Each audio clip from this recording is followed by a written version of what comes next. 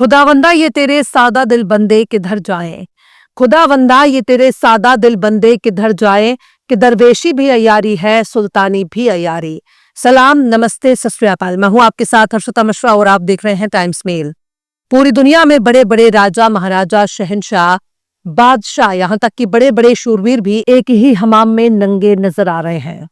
जिस हमाम में शैतान की पूजा होती है उसकी परस्तिश होती है और परस्तिश करने वाले लोगों के नाम धीरे धीरे बेनकाब हो रहे हैं। कोई सोच ही नहीं सकता कि शैतान के आगे दुनिया में कितने लोगों ने अपना मत्था टेका होगा, खबीस के कदमों में कितने लोगों ने अपना सर झुकाया होगा। लेकिन तब यह भी सवाल उठता है कि आखिर शैतान कौन है और शैतान की पूजा करने वाले लोग आखिर हैं कौन।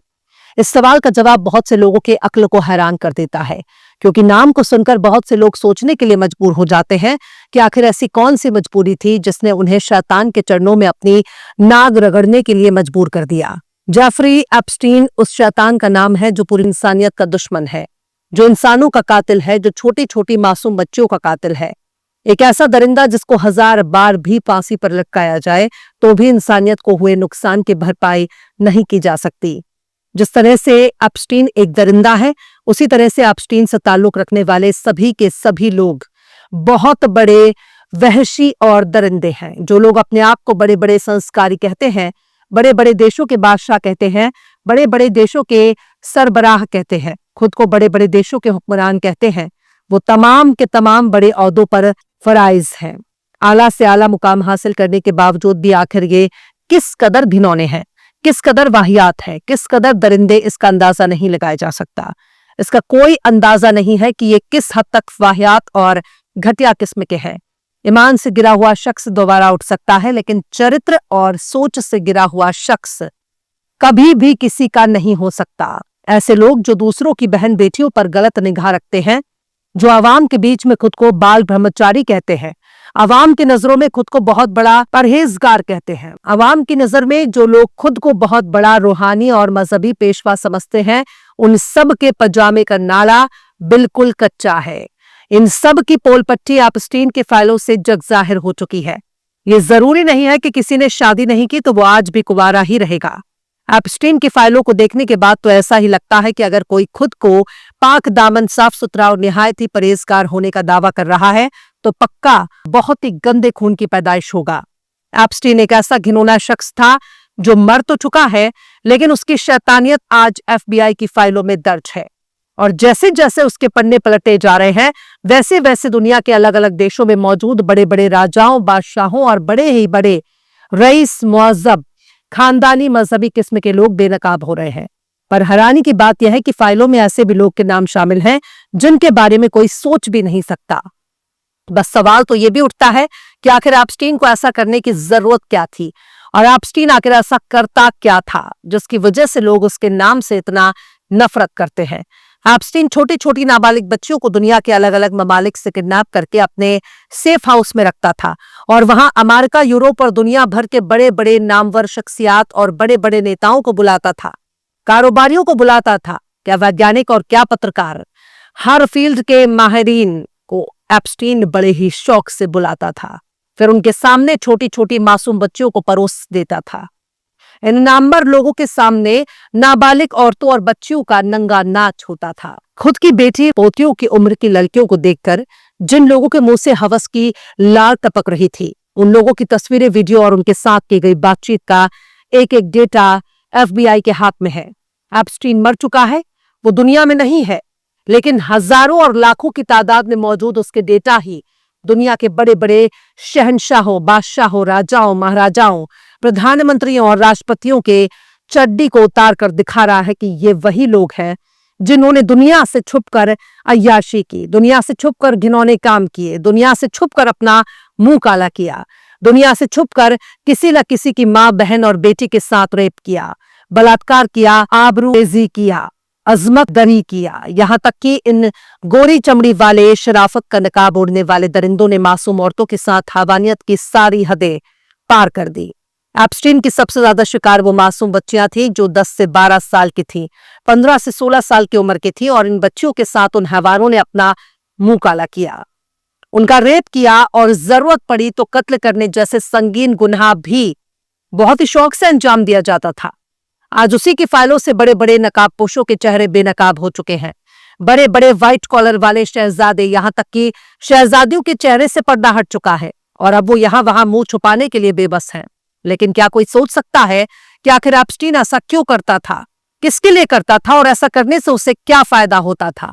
एप्स्टीन बड़े बड़े हवानियत को अंजाम देता था। हवानियत को अपने कैमरे में कैद करता था और फिर उन्हें ब्लैकमेल करता था। उनसे अपने मन मुताबिक काम लिया करता था और इनकार करने पर उनकी जिंदगी खराब करने की धमकी भी देता था। इनमें से ज्यादातर सियासी लोगों को निशाना बनाया जाता था। इन्हीं राजनेताओं को एप्स्टीन ने अपना गुलाम बनाना शुरू कर दिया। पर ऐसे में सवाल यह भी है कि एक एप्स्टीन अकेला ही तो ये काम कर नहीं सकता था, किसी न किसी के लिए तो काम कर रहा होगा। तो उसका जवाब है हाँ। जेफरी एप्स्टीन इजरायली खुफिया एजेंसी मोसाद के लिए काम करता था। एप्स्टीन बहुत बड़ा अमेरिकी शख्स तो था, लेकिन वो मोसाद का एक कोऑपरेटिव एजेंट था। मतलब वो मोसाद के लिए काम करता था और इजराइल के प्रधानमंत्री रहे यहूद बाराक के साथ बहुत ही करीबी रिश्ता था। मिडिल ईस्ट आई ने अपने सूत्रों के हवाले से दावा किया है कि एप्स्टीन ने बाराक की निगरानी में ही जासूसी की ट्रेनिंग ली। एप्स्टीन अमेरिका और दूसरे देशों की खुफिया एजेंसी के साथ भी मिलकर काम करता था। इसके अलावा डोनाल्ड ट्रंप को इजराइल ने कॉम्प्रोमाइज भी कर रखा था। इसमें ट्रंप के दामाद जेरेड कुशनर का भी बड़ा हाथ था। यानी ट्रंप का दामाद ही अपने ससुर को अपनी मुट्ठी में रखने के लिए एप्स्टीन का इस्तेमाल करता था। जेरेड कुशनर अपने ही ससुर को उंगलियों पर नचाया करता था। जेरेड कुशनर का ताल्लुक यहूदियों के धार्मिक ग्रुप चाबाद लुबाविच से है, जो ट्रंप को अमेरिका की गद्दी पर बिठाना चाहता था और कुशनर ने चाबाद लुबाविच की मंशा के मुताबिक काम किया। मिडिल ईस्ट आई ने अपनी रिपोर्ट में यह भी दावा किया है कि एप्स्टीन अमेरिका और दूसरे देशों की खुफिया एजेंसियों के साथ मिलकर काम करता था। अब आप सोचकर बताइए कि दुनिया भर की खुफिया एजेंसियों के लिए काम करने वाला एक इजरायली जासूस कैसे पूरी दुनिया को अपनी उंगलियों पर नचाता था। बड़े बड़े देशों में इजराइल की तारीफ होती है और कहा जाता है कि इजराइल जो चाहता है वो हासिल कर लेता है।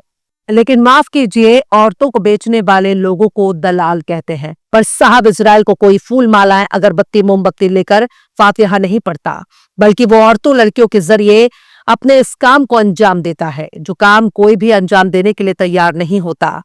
दुनिया के किसी भी नेता को अपने कंट्रोल में लेने के लिए वो औरतों का सहारा लेता है, लड़कियों का सहारा लेता है, बच्चियों का सहारा लेता है। जरूरत पड़ी तो और भी घिनौने तरीके से किसी को भी अपनी मुट्ठी में कंट्रोल करने के लिए इजराइल और उसकी खुफिया एजेंसियां तैयार रहती हैं।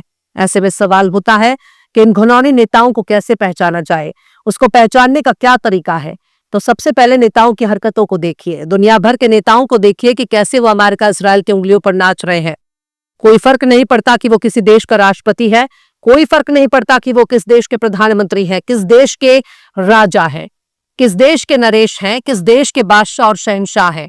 वो आखिर क्यों अमेरिका और इजराइल के नक्शे कदम पर चलते हैं? क्यों उनके हाथ के कठपुतली बने हुए हैं, उनकी हाँ में हाँ मिलाने के लिए मजबूर हैं? दरअसल वो इसलिए मजबूर हैं क्योंकि उनकी जासूसी एजेंसियों के पास इनके बड़े बड़े राज हैं। ऐसे ऐसे घिनौने हरकतें अंजाम दे चुके हैं कि वो कहीं मुंह दिखाने लायक नहीं बचे। एप्स्टीन ने इनकी ऐसी तस्वीरें अपने पास रखी थी कि अगर किसी भी शख्स ने इनकी हाँ में हाँ मिलाने से इनकार किया तो उसकी जिंदगी उजाड़ दी जाएगी, क्योंकि इन लोगों ने खुद को एप्स्टीन के हाथों में बेच दिया है। लड़कियां, बच्चियां, औरतों को अपना हथियार बनाने वाला एप्स्टीन किस तरह से मरने के बाद भी दुनिया भर को अपने चंगुल में फंसा रहा है। इसलिए ऐसे शख्स को शैतान कहा जाता है और ये शैतान हर शख्स के भीतर बैठे शैतान से कहीं ज्यादा घिनौना है। तो आज के बाद अगर कोई भी शख्स बार बार ट्रंप, नेतन्याहू और इसराइलियों की तारीफ में दीवाना नजर आए तो समझ जाइए कि वो अपना मुंह काला करके बैठा हुआ है। उसे अपनी पोल खुलने का डर है, इसलिए वो अमेरिका इजराइल की हुजूरी कर रहा है। बहरहाल चलते चलते आखिर में मुजाहिद फराज ने भी क्या खूब फरमाया है, फसाद कत्ल तअस्सुब फरेब मक्कारी, फसाद कत्ल तअस्सुब फरेब मक्कारी। सफेद पोशों की बातें हैं, क्या बताऊं मैं। फिलहाल इस खबर में बस इतना ही। ये एपिसोड आपको कैसा लगा कमेंट बॉक्स में जरूर से बताइए। पसंद आए तो लाइक करें, शेयर करें और बेबाक, निष्पक्ष, स्वतंत्र पत्रकारिता को सपोर्ट करने के लिए हमारे चैनल टाइम्स मेल को जरूर से सब्सक्राइब करें और बेल आइकन की घंटी वाली बटन आप जरूर से दबा दें, ताकि आपको हमारे आने वाले नए वीडियो की नोटिफिकेशन फौरन ही मिल जाए। फिर मिलते हैं किसी और वीडियो में एक नई खबर के साथ। हर्षिता मिश्रा को दीजिए इजाजत। जय हिंद। अगर अभी तक आपने हमारे चैनल टाइम्स मेल को सब्सक्राइब नहीं किया है तो जल्दी से सब्सक्राइब कर दें और बेल आइकन भी प्रेस कर दें।